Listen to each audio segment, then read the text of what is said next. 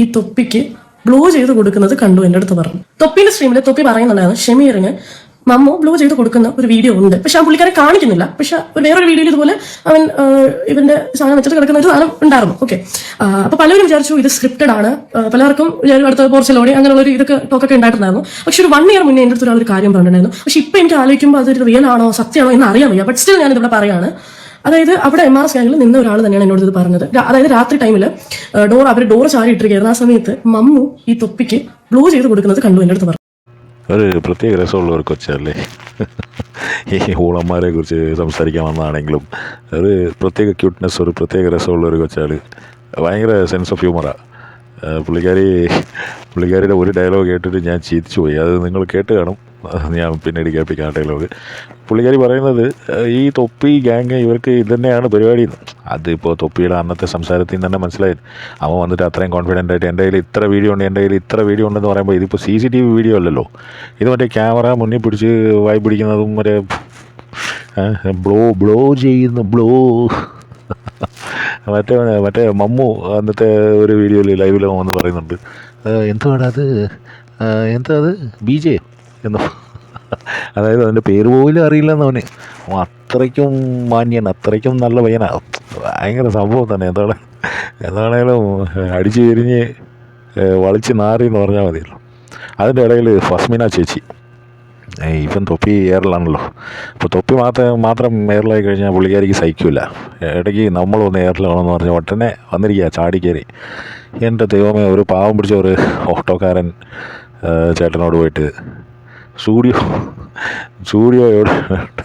സ്റ്റുഡിയോയിലോട്ട് പോകാൻ വേണ്ടി സ്ഥലം പറഞ്ഞു കൊടുത്തു, അതറിയില്ല. അപ്പൊ ഞാൻ പറഞ്ഞു ഓക്കെ സുഡിയോയുടെ അടുത്താണ്. അപ്പൊ അയാൾ എന്റെ അടുത്ത് പറയാം സുഡിയോ ഇവിടെ ഇഷ്ടം പോലെ ഉണ്ട് കൊച്ചെന്ന് പറഞ്ഞ് എന്റെ അടുത്ത് ചൂടാവുന്നു. വണ്ടി ഓടിക്കാൻ നിൽക്കുന്നത് സ്റ്റിയറിംഗ് ഇപ്പൊ അയാളുടെ കയ്യിൽ നിന്ന് വീഴൂന്നുള്ള രീതിയിലാണ് നിൽക്കുന്നത്.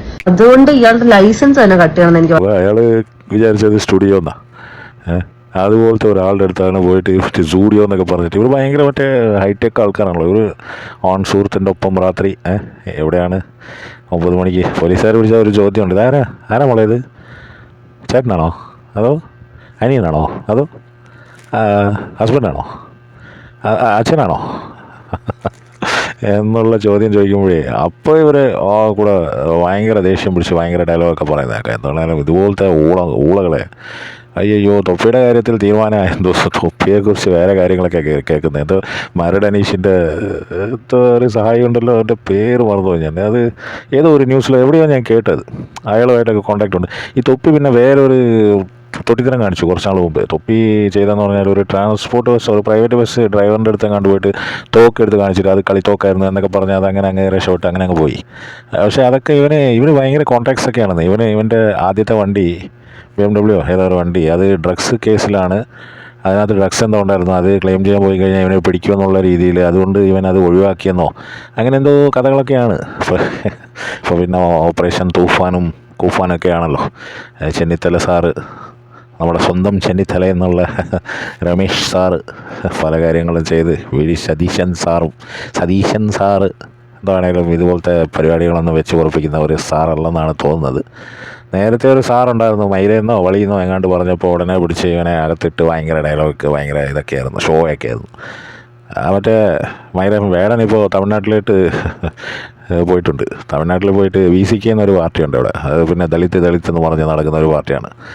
അവർ എന്തോ ഇങ്ങനെ കെയർ ഓഫിലൊക്കെ ആയിട്ട് പിന്നെ ഉദയനിധി സ്റ്റാലിനെ പോയി കാണുന്നു. ഇങ്ങനെ പല കാര്യങ്ങളും വേടം ചെയ്തുകൊണ്ടിരിക്കുക. അവൻ ചുമ്മാ ഇരിക്കില്ല, അവനെ വലിയ കേസിൽ ഇവൻ്റെ വായിക്കേറി വെടിവെച്ചാലേ ഇവൻ ചാവുള്ളൂ എന്ന് പറഞ്ഞ പോലെ. അപ്പോൾ ഈ ഫസ്മിന പിന്നെ ഈ തൊപ്പി പോലത്തെ ആൾക്കാരൊക്കെ ഇവരെയൊക്കെ എന്താണ് ചെയ്യേണ്ടത്? ഈ ഫസ്മിന എന്ന് പറയുന്ന ഈ ചേച്ചി ആ ഓട്ടോയിൽ കയറിയിട്ട് ആ ചേട്ടൻ്റെ കഞ്ഞൂടി മുട്ടിച്ചു എന്നാണ് പുള്ളി പറയുന്നത്. പുള്ളിയുടെ വീഡിയോ ഞാൻ വെക്കാം. ഭയങ്കര സംഭവം തന്നെ. കേരളത്തിൽ എന്താണ് നടക്കുന്നത് നമ്മുടെ ഈ കൊച്ചു കേരളത്തിൽ എന്ന് ചോദിച്ച പോലെ എന്തൊക്കെ തരം ആൾക്കാരാണ് മയിലുകൾ, കുണ്ടന്മാരും തൊപ്പിയും. ഞാൻ ചെയ്ത പറഞ്ഞിട്ടില്ല, ഇത് ഓടിക്കാൻ നടക്കുമ്പോൾ ആൾക്കാർ എന്നെ ഓട്ടം വിളിക്കുന്നില്ല. എന്താണേലും ഒന്ന് ആലോചിച്ച് നോക്കണം. അയാളുടെ വർത്തമാനം കണ്ടോ, ഞാൻ കടം മേടിച്ചാണ് ഈ വണ്ടി എടുത്തിരിക്കുന്നത് എന്നും പറഞ്ഞുകൊണ്ട്. ആ ഒരു പ്രായമുള്ള ഒരു വ്യക്തിയെ, അതായത് ഇവർക്ക് എല്ലാ സ്റ്റൈലും എല്ലാം മറ്റേ മറ്റേ ഇങ്ങനെ ചിമ്മുന്നിരിക്കണം, എന്നാലേ ഇവർക്ക് വെടിപ്പാകത്തുള്ളൂ. ഒരാൾ ഒരു കയ്യിൽ കൊടുത്തോണ്ടോ അല്ലെങ്കിൽ ഒരു സ്ലർഡ് സ്പീച്ച് എന്ന് പറയും, അതായത് സ്ലോ ആയിട്ട് സംസാരിക്കുന്നത്. എൻ്റെ ഒരു സംസാര രീതി അതുപോലെയാണ്. എനിക്കിങ്ങനെ കുറേ പ്രശ്നങ്ങളുണ്ടായിട്ടുണ്ട്. കുറേ ആൾക്കാർ എന്നെ കണ്ടിട്ട് ആദ്യം കാണുമ്പോഴും കുറച്ച് നാൾ കഴിഞ്ഞാലും അവർക്ക് ഭയങ്കര ഡൗട്ടായി, ഇപ്പം മുടിഞ്ഞ കള്ളുടിയാണെന്ന് പറയുന്നത്. എന്തു പറയാൻ. അപ്പോൾ അങ്ങനെ ജഡ്ജ്മെൻറ്റ് എന്ന് പറയുന്നത് നമ്മുടെ മലയാളീസ്, പ്രത്യേകിച്ച് നമ്മുടെ ഇന്ത്യൻസ് മൊത്തത്തിലുണ്ട്. പിന്നെ മലയാളീസിന് അത് ഭയങ്കര കൂടുതലാണ്. ഒരാളിനെ കാണുമ്പോൾ ജഡ്ജ് ചെയ്യുക, അവൻ്റെ ജോലി എന്തായിരിക്കും, അവൻ്റെ ഫോൺ നോക്കിയിട്ട്, അവൻ്റെ ചെരുപ്പ് നോക്കിയിട്ട്, അവൻ്റെ ഡ്രസ്സ് നോക്കിയിട്ട് അവനെ ജഡ്ജ് ചെയ്യുക. അതൊക്കെയാണ് ഈ സാമൂഹിക വിരുദ്ധന്മാർ, അതായത് ഈ വൃത്തികെട്ടവന്മാർ, ഈ കള്ളത്തരം കാണിക്കുന്നവന്മാർ യൂസ് ചെയ്യുന്ന അതാണ്. അവർ ചെയ്യുന്നതെന്ന് പറഞ്ഞാൽ അവർ ടിപ്പ് ടോപ്പായിരിക്കും. അപ്പോൾ ടിപ്പ് ടോപ്പാണെങ്കിൽ നമ്മുടെ ആൾക്കാർ വിചാരിക്കുന്നതെന്ന് പറഞ്ഞാൽ അവൻ സൂപ്പറാണ്, അവൻ ഭയങ്കര സംഭവമാണ്, മോസ്റ്റ് സക്സസ്ഫുൾ മാനാണ് എന്നും പറഞ്ഞുകൊണ്ട് അവനെ അങ്ങ് തലയിൽ കയറ്റി വെച്ച് അങ്ങ് ഉണ്ടാക്കും.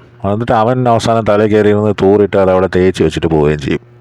എന്താണേലും തൊപ്പിയെക്കുറിച്ച് സംസാരിച്ച ആ പെൺകുട്ടി ഉണ്ടല്ലോ, പുള്ളിക്കാരിയുടെ പേരും കാര്യങ്ങളൊന്നും എനിക്കറിയില്ല. എന്താണേലും ഭയങ്കര ക്യൂട്ടാണെന്ന് ഞാൻ പറഞ്ഞില്ല ആദ്യം. ആ പെൺകുട്ടിയുടെ ബാക്കിയുള്ള വീഡിയോ ഞാൻ വെക്കാം. ഞാൻ ചിരിച്ചു എന്ന് പറയുന്ന ആ ഭാഗം അതിലുണ്ടാവും.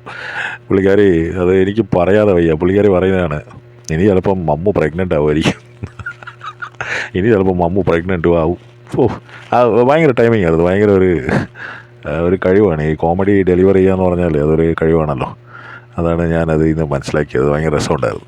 അപ്പോൾ ഇത് ആക്ച്വലി ഒരു ഞാൻ ആ ടൈമിൽ കേട്ടപ്പോൾ ഐ വാസ് സോ ഷോക്ക്ഡ്. എനിക്ക് കാരണം എനിക്ക് വിശ്വസിക്കാൻ പറ്റില്ല. അപ്പോൾ ഞാനത് വിട്ട് കളഞ്ഞൊരു സംഭവമാണ്. പക്ഷെ ഇപ്പോൾ ഇങ്ങനെ ഒരു കാര്യം പറയുമ്പോൾ എനിക്ക് തോന്നിയതിൽ എവിടേക്കോ ഒരു സത്യം ഉണ്ടെന്ന്. ഇത് സ്ക്രിപ്റ്റഡ് ആയിട്ട് എനിക്കും തോന്നുന്നില്ല. പക്ഷെ ഞാൻ ആലോചിക്കുന്നത് എല്ലാവരുടെ ഓടക്കൊഴി എടുത്ത് വായിലിട്ട് നടക്കേണ്ട ആവശ്യം എന്താണെന്ന് ഞാൻ വിലയിരുന്നത്. ഇവന്മാരെല്ലാം ശരിക്കും കുണ്ടന്മാരായിരുന്നു. അപ്പം നമ്മൾ ഇത്ര നല്ല കുണ്ടന്മാരുടെ ലൈവാണ് കണ്ടുകൊണ്ടിരുന്നത്. എപ്സ്റ്റീൻ ഫയൽസിനെക്കാളും കഷ്ടമാണ് തൊപ്പി ഫയൽസ്. ഇനി എന്തൊക്കെ കാണാൻ കിടക്കുന്നു. ഇനി വേണമെങ്കിൽ മമ്മ പ്രഗ്നന്റും ആവും, പറയാൻ പറ്റില്ല. ഇനി ഇപ്പൊ നടക്കുന്ന എല്ലാം സ്ക്രിപ്റ്റഡ് ആണെങ്കിൽ പോലും എല്ലാം വട്ടത്തിലും ത്രികോണത്തിലും കുനിഞ്ഞിടന്നും കിടന്നും ഇരുന്നും ഒക്കെ മുഞ്ചിട്ടുണ്ട്. എല്ലാത്തിനും ഇപ്പൊ പൊക്കിക്കൊണ്ടു പോകും.